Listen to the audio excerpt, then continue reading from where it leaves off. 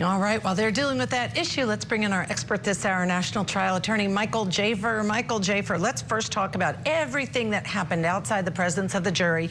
You already heard me say I thought the judge was professional, but he was well-read and he was aggravated. The defense attorney just kept going and going. On the other hand, the job of the defense attorney is to zealously advocate for their client, and I believe that's what he was doing.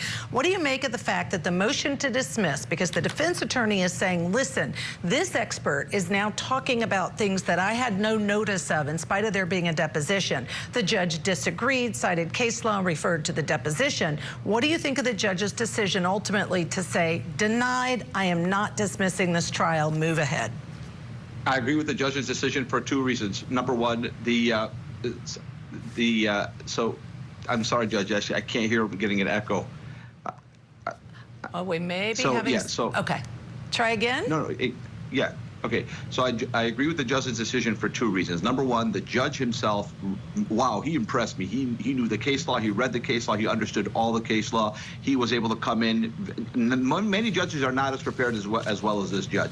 So I agree with the judge's decision on the law. I agree with the judge's decision that, hey, I gave you the opportunity, I told you to do this deposition to protect your client, and then you did the deposition. She was addressing certain questions that you had, but on top of all that, what you're asking for, the sanction you're asking for, is the most extreme sanction, and by Third Circuit law, I can only give it if there's no other remedy available. There's so many other remedies available, so I completely disagree with you. I agree with the judge, and by the way, while I was watching that, all I kept thinking was, imagine Sarah Boone trying to do this trial by herself. There's no way any citizen is capable of doing any of this without an attorney. And also, one more thing, our colleague, Mr. Owens, he really has acquitted himself well in this trial.